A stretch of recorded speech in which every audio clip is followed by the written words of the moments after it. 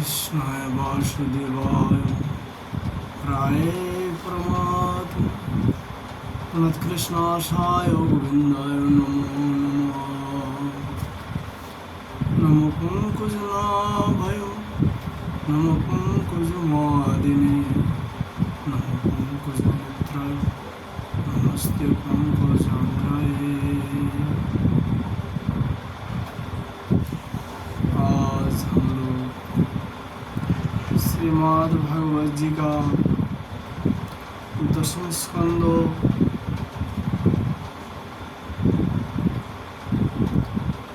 21 अध्याय वेणुगीत की चर्चा करेंगे। श्री सुखदेव जी ने कहा है, इत्थं शरत स्वच्छ जलम पद्मकर सुगंधिना निविषाद वायुनं वातं संगो गोपालको अच्युतो।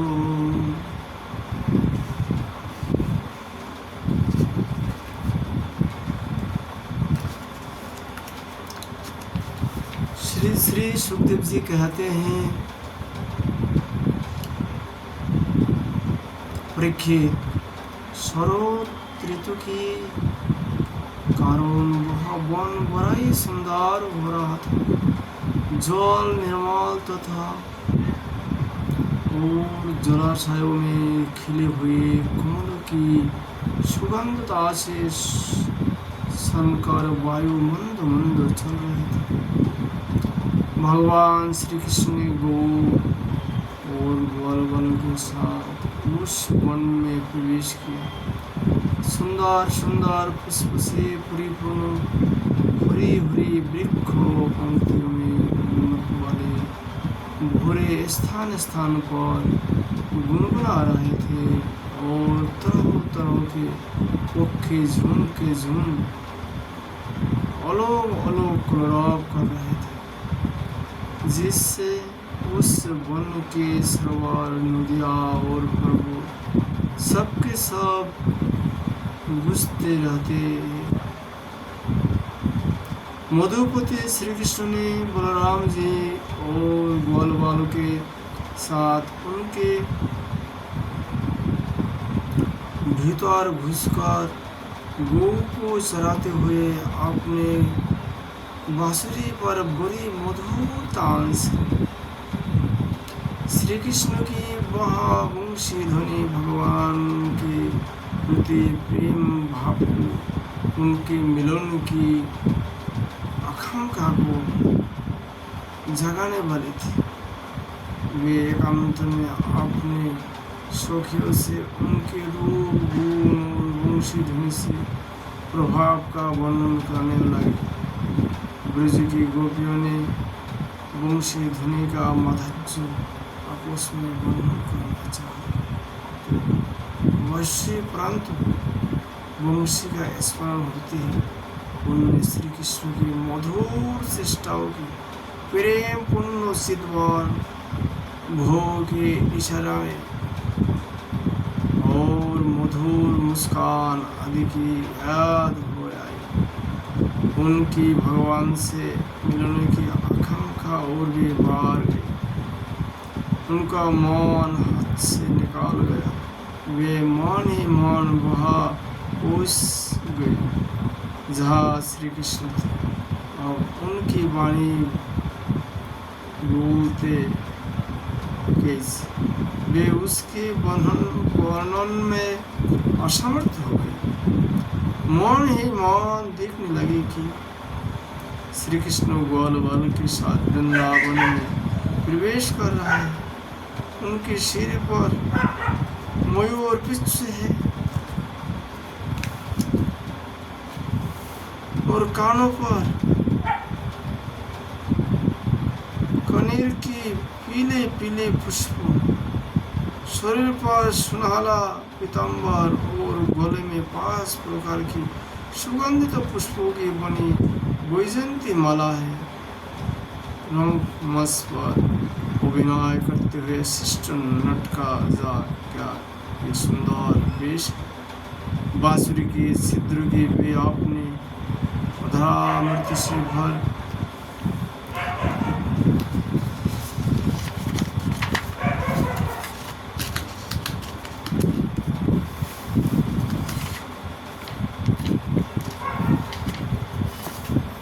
अधरा मुझसे बाहर रहे हैं, उनके पीछे पीछे ग्वाल बाल उनके लोक पावन कृतिका गान कर रहे हैं। इस प्रकार वैकुंठ से भी श्रेष्ठ वह वृंदावन धाम उनके चरण चिन्ह से और भी रमणीय बन गए।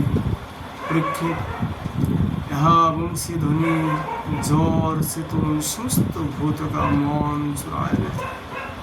गोपियों ने उसे सुना और सुनकर उसका वर्णन करने लगे।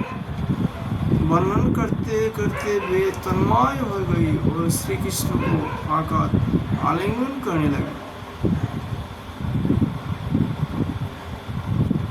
गोपियों ने आपस में कहने लगे, अखंड बलवतं फलमिदं न परं विदाम सख्यं पशूनां विविशयोतुर्वयस्यै भक्तं ब्रजेशश्रुतयोरनुजुष्टं जैर्वा निपतमुरक्तकटकमुखम्।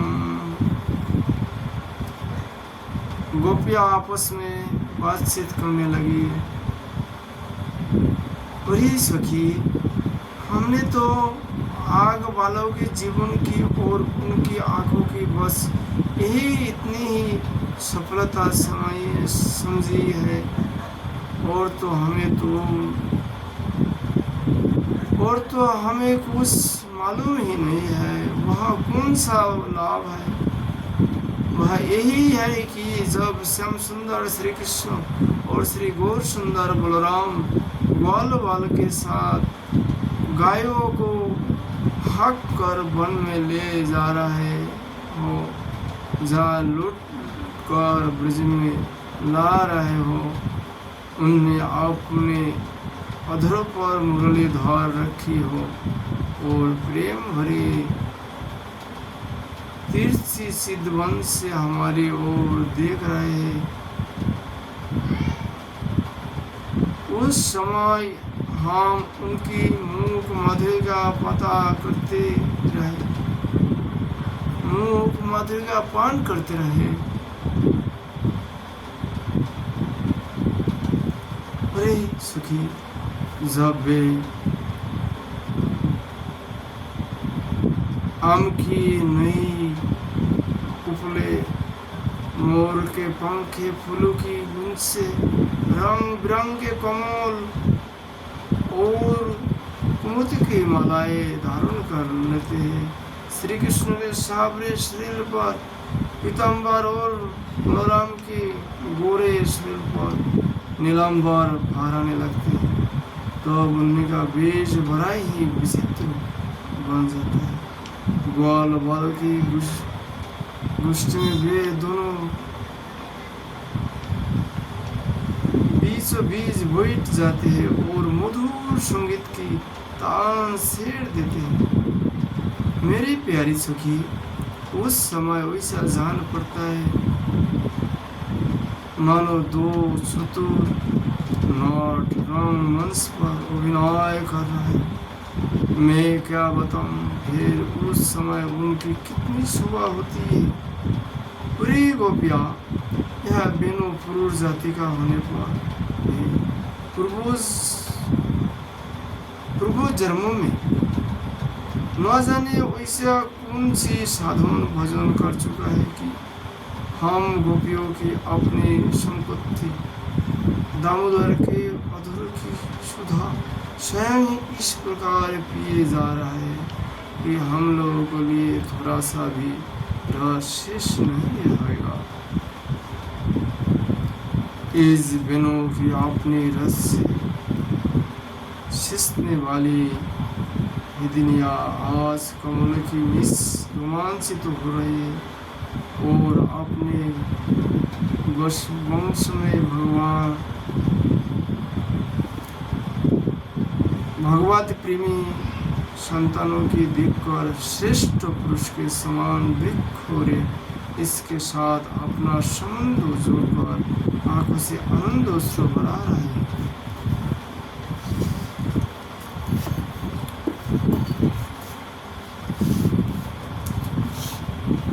अरे सखी, यह वृंदावन वैकुंठ लोक तक पृथ्वी की कीर्ति का विस्तार कर रहा है, क्योंकि जसोदानंदन श्री कृष्ण के चरण कमल के चिन्ह से यहाँ चिन्हित हो रहा है। सखी, जब श्री कृष्ण अपने मुनि जन मोहिनी मुरली बजाते हैं तब मोर मध्य वाले होकर उसकी ताल पर नाचने लगते हैं। यह देखकर पर्वत की चोटियों पर विचरण वाले सभी पशु पंछी चुपचाप शांत होकर खड़े रह जाते हैं।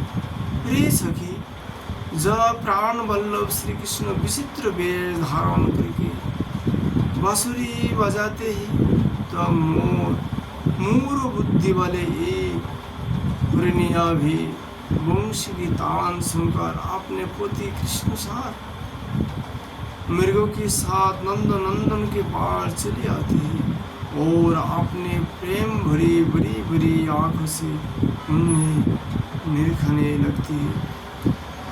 निरखती क्या, अपने कमल के समान बड़ी बड़ी आंखों श्री कृष्ण के चरण पर निशावर कर देती है और श्री कृष्ण के प्रेम भरी सिद्ध वन के द्वारा किया हुआ अपना सत्कार स्वीकार करती है। वास्तव में उनका जीवन धन्य है।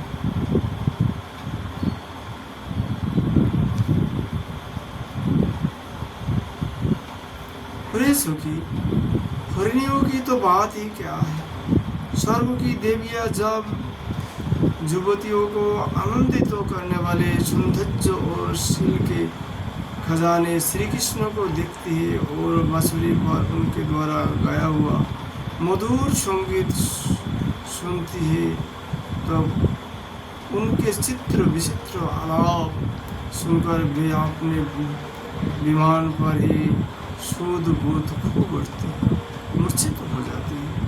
यह कैसे मालूम हुआ सखी? सुन, जब उनके हृदय में श्री कृष्ण के मिलने की तीव्र आकांक्षा जाग जाती तब वे अपना धीरोज खो बढ़ती, बेहोश हो जाती। उन्हें इस बात का भी पता नहीं चलता कि उनकी चोटियों में गोते हुए फूल पृथ्वी पर गिर रहे हैं। यहाँ तक कि उन्हें अपनी साड़ी का भी पता नहीं रहता। वह कमर से खिंचकर जमीन पर गिर जाती है।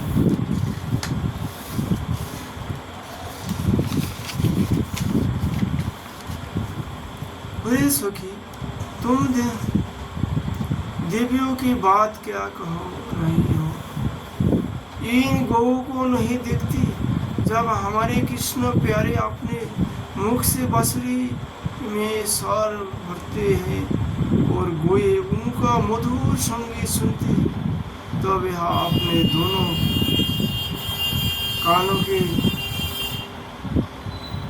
दोने संभाल लेती है, खारे कर लेती है और मानो उनके अमृत पी रही है। इस प्रकार और संगीत का रस लेने लगती है। ऐसा क्या होती है? अपने नेत्र के द्वार में श्याम सुंदर के हृदय में ले जाकर भी उनमें वही विराजमान कर देती है और मान ही मान उनका आलिंगन करते हैं। देखते नहीं हो, उनके नेत्र से आनंद का आंसू छलकने लगते हैं और उनके वस्त्रों की तो दशा ही निराली हो जाती है। यद्यपि गाय के थनों से अपने आप दूध झरता रहता है, वे जब दूध पीते पीते अचानक ही वंशी ध्वनि सुनते हैं तो मुंह में लिया हुआ दूध का घूंट न उगाल पाते और न निगल पाते। उनके हृदय में भी होता है भगवान का संस्पर्श और नेत्र में झलकते होते हैं आनंद के आंसू। वे जो केतु टिके रह जाते हैं। प्रेस की गोए और बसरे तो हमारे घर की वस्तु है, उनकी बात तो जाने ही दो। वृंदावन के पक्षियों को तुम नहीं देखते हो, उनने पक्षी कहना ही भूल है। सच पूछो तो उनमें से अधिकांश बड़े बड़े ऋषि मुनि हैं। वे वृंदावन के सुंदर सुंदर वृक्षों की नहीं और मनोहर कपल वाली डालियों पर चुपचाप बैठ जाते हैं और आंखें बंद नहीं करते।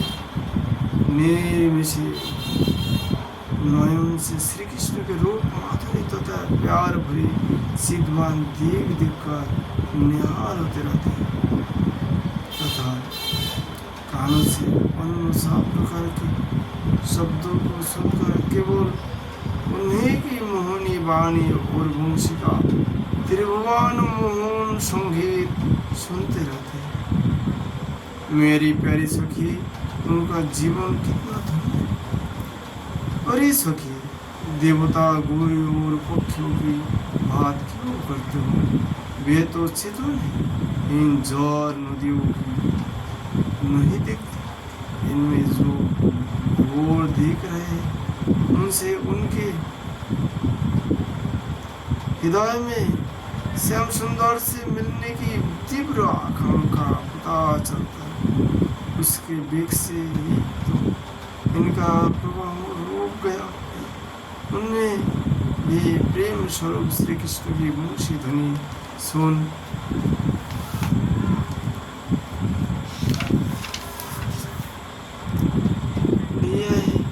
देखो देखो, ये आपने तरंगों के हाथों से उनके चरण पकड़कर कमल के फूलों का उपहार चढ़ा रहे हैं और उनका आलिंगन कर रहे हैं, मानो उनके चरणों पर अपना हृदय ही निशावर कर रहे हैं। प्रिय सखी, इन नदियाँ तो हमारी पृथ्वी की, हमारे वृंदावन की वस्तु है। तो इस बादलों को भी देखो, जब वे देखती है कि ब्रजो राजकुमार श्री कृष्ण और बलराम जी ग्वाल वालों के साथ धूप में गोई चला रहा है और साथ साथ बांसुरी भी बजाते जा रहा है, तो उनके हृदय में प्रेम मुहार आता है। उनके ऊपर मरने लगे है और श्याम घन अपने सखा घनश्याम के ऊपर अपने शरीर को ही छाता बनाकर तान देती है। इतना ही नहीं सकी, वे जब उन पर उन नन्हे नन्हे फूलों की वर्षा करने लगते हैं, तब ऐसा जान पड़ता है कि वे उनके ऊपर सुंदर सुंदर शीत कुसुम चढ़ा रहे हैं। उन्हें सखी, उनके बहाने वे तो अपना जीवन ही निशावर कर देते हैं।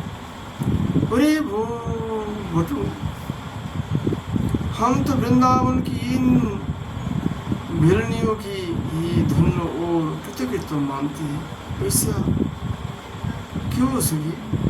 इसलिए कि उसके हृदय में बड़ा प्रेम है। जब वे हमारे कृष्ण प्यारे की देखती है, उनके हृदय में उनके मिलन की तीव्र आकांक्षा जाग उठती है। उनके हृदय में वे प्रेम की बेदी लगा रहती है। उस समय वे क्या उपाय करती? वे सुन लो। हमारे प्रियतम के प्रेयसी गोपियाँ अपने वक्ष स्थल पर जो किशोर लगाती है, वह श्याम सुंदर के चरण में लगी होती है।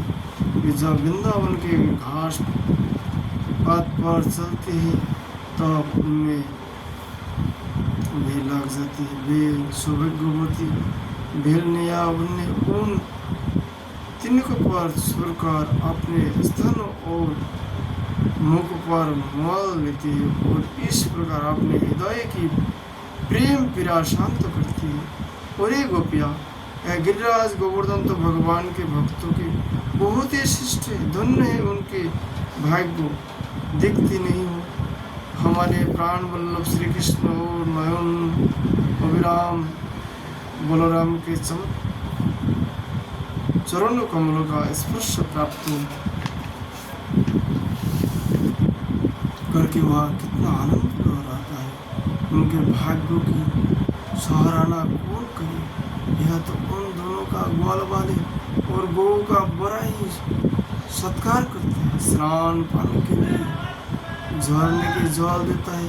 गौ का लिए सुंदर हरी भरी घास प्रस्तुत करते हैं। विश्राम करने के लिए कंदरा और खाने के लिए कंदमूल फल देता है। वास्तव में अधर्म है बड़े सुखी ये सबरे गोरे किशोर की तो गति निराली जाल में सिर पर नोबना लपटकर और कंधे पर फंदा रखकर गायों की एक वन से दूसरे वन में हक कर ले जाते। साथ में ग्वाल वाल भी होते और मधुर मधुर संगीत गाते हुए बांसुरी की तान सीखते। उस समय मनुष्य की तो बात ही क्या, अन्य शरीरधारियों में भी चलने वाले चितूर पशु पक्षियों जो नदी आदि तो स्थिर हो जाती है तथा अचल वृक्षों को भी रोमांच हो जाता है। जादू भरा वंशी का और क्या चमत्कार परीक्षित वृंदावन बिहारी श्री कृष्ण की वैसे वैसे एक नहीं अनेक लीलाएं हैं। गोपियाँ प्रतिदिन आपस में उनका वर्णन करते और तन्मय हो जाते हैं। भगवान की लीलाएं उनके हृदय में स्थित लगती हैं। आज